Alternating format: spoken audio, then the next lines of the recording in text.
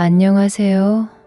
저는 이렇게 사는 게 큰어머니께 은혜를 갚는 것이라고 생각하고 있어요. 제가 어려운 상황에 처해 있을 때 큰어머니가 제 손을 잡아주셨거든요. 그런데 이제는 상황이 역전되었습니다. 요즘은 큰어머니와 같이 살면서 매일 행복한 밤을 보내고 있어요. 저는 부모님이 모두 돌아가셨습니다. 그래서 할머니, 할아버지 손에 맡겨졌다가 두 분도 저를 키우실 여력이 안 되어서 결국에는 친척들 집을 전전하게 되었어요. 당연히 모두들 저를 반겨주지 않으셨습니다. 부모님 보험금이 아니었다면 그나마 저를 키워주는 척도 하지 않았을 사람들이 더 많았을 거예요. 저도 그럴 거면 차라리 시설 같은 곳에 들어가서 사는 게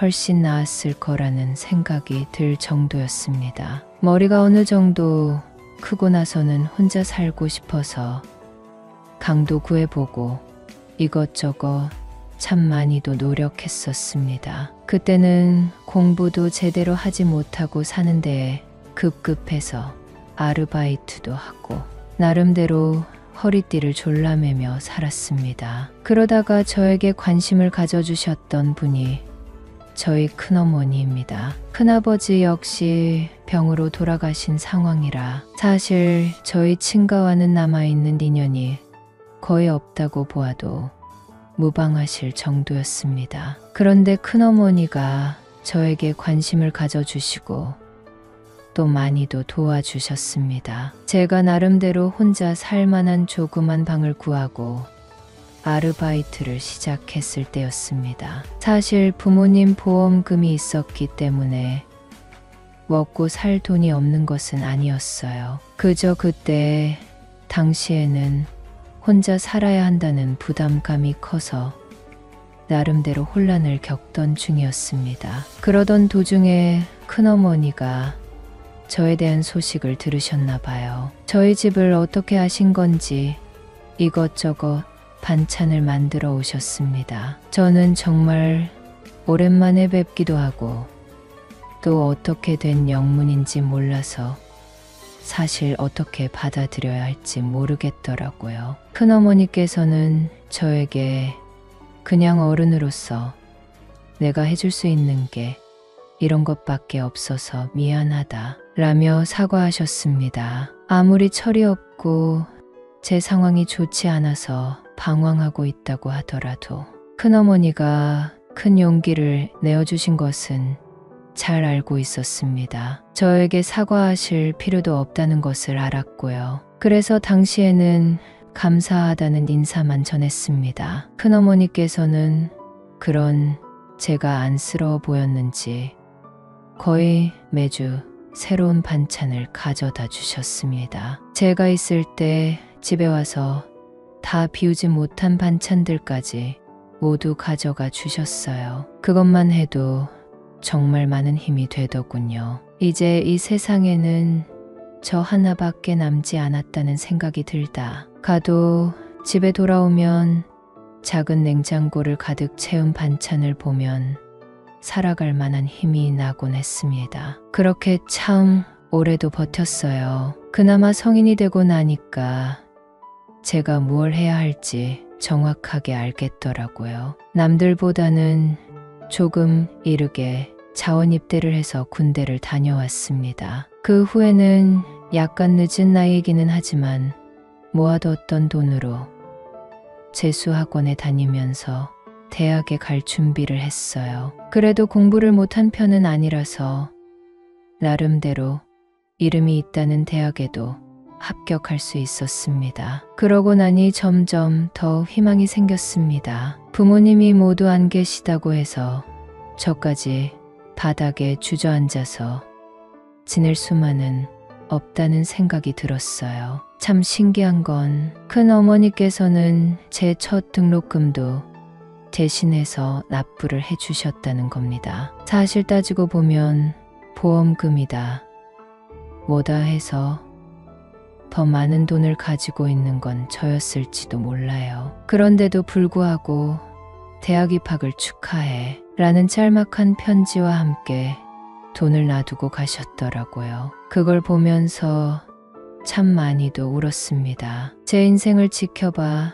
주고 응원해주는 사람이 있다는 것만으로도 열심히 달려갈 만한 원동력이 되었으니까요. 그렇게 저는 대학도 무사히 졸업하고 남들이 부러워하는 전문직 시험 합격까지 할 수 있었습니다. 공부할 때만 해도 죽도록 힘들었는데 막상 합격을 하고 보니 그렇게 제 모든 것을 쏟아부어 열심히 해보기를 잘했다는 생각이 들었어요. 그렇게 취직도 하고 적지 않은 돈도 만지다 보니까 다시 생각난 분이 큰어머니였습니다. 공부를 위해서 고시원에 틀어박혀 산 지가 몇 년이라서 연락도 뜸해졌거든요. 그래서 예전에 몇 번 따라가 보았던 큰어머니 집으로 이것저것 선물을 들고 향했습니다. 큰어머니라면 뒤늦게나마 찾아온 저를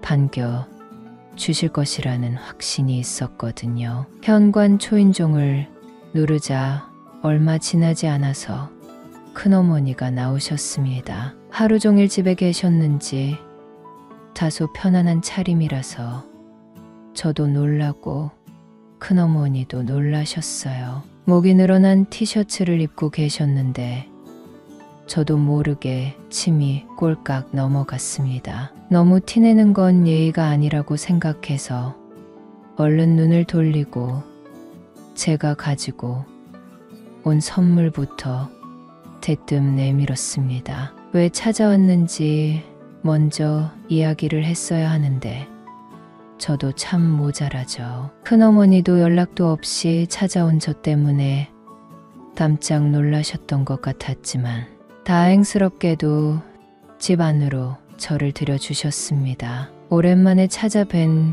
큰어머니는 그동안 나이가 많이 드셨더라고요. 당시만 해도 어렵게 사신다고는 생각하지 못했는데 지금 보니 형편이 영 넉넉하지는 않으시다는 것이 느껴졌습니다. 그걸 보니 괜시리 더욱 죄송한 마음이 들기 시작했습니다. 저는 큰어머니께서 안내해 주셨던 식탁에 마주 앉아서 그동안 어떻게 지냈는지 이야기를 해드렸습니다. 큰어머니께서는 제가 합격까지 하고 막 취업해 일을 시작했다는 것을 듣고 뛸 것처럼 기뻐하셨어요. 저에게 다가와 자기 일처럼 기뻐하며 안아주셨는데 어쩐지 마음이 뭉클했습니다. 이렇게 저를 응원해 주시는데 저는 지금까지 사는 게 바빠서 큰어머니의 사정을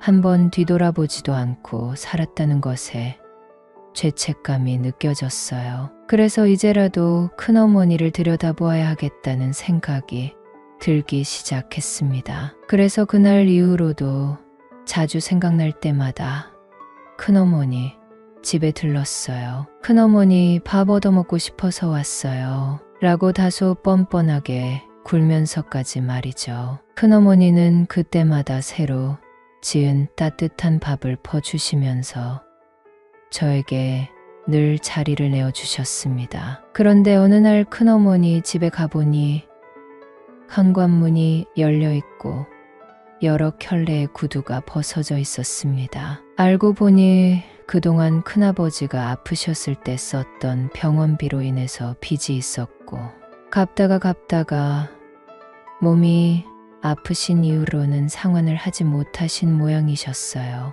압류가 들어와서 가구 여기저기에 빨간 딱지가 붙고 있는 중이었습니다. 울면서 그 광경을 지켜보고 계시는 큰어머니를 보니 마음이 찢어질 것 같았습니다. 당장 집도 경매에 넘어갈 것이라서 갈 만한 곳도 없으시다고 하시더군요. 저는 고민의 기로에 빠졌습니다. 제가 어려웠을 시절 한치의 고민도 없이 손 내밀어 준 분을 모르는 척할 것이냐, 도움을 드릴 것이냐. 이제는 저 역시 형편이 나쁘지도 않고 그럴듯한 직업도 가졌기 때문에 큰어머니를 책임질 수 있을 것이라는 생각이 들었습니다. 그래서 결국은 간단히 짐을 꾸리라 말씀드리고 큰어머니를 모시고서는 저희 집으로 향했습니다. 따로 방을 구해드린다 하더라도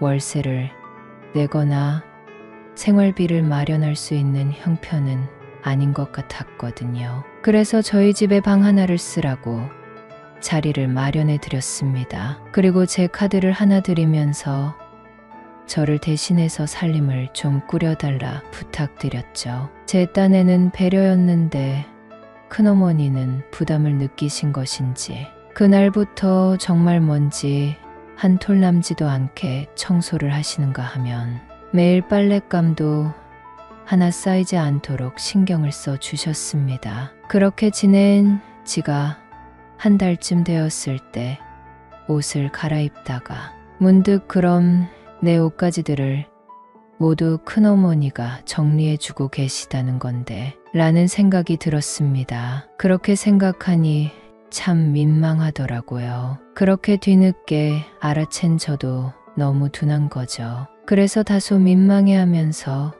큰어머니께 앞으로 제 빨래는 제가 해도 돼요. 그냥 두세요. 라고 말씀드렸습니다. 큰어머니는 웃으시며 뭐 어때? 너무 부끄러워 마라. 라고 하시더라고요. 극구 말려보았지만 소용은 없었습니다. 저도 모르는 척을 하고 싶었는데 어느 날 잘 마른 빨래를 개켜서 서랍에 넣어주고 계시는 큰어머니를 보니 다시 제 속에서 뜨거운 무언가가 올라오는 느낌이 들었습니다. 그래서 쭈그려 앉아 제 서랍을 채우고 있는 큰어머니를 뒤에서 꼭 안아드렸습니다. 큰어머니께서 저를 올려다 보시는데 앞으로도 저는 큰어머니를 보호해드려야 하겠다는 생각밖에 들지 않았습니다. 그런 제 마음을 아셨는지 큰어머니 역시 그날 밤 저에게 품을 내어주셨습니다. 그날부터 저는 하나의 가정을 이룬 듯이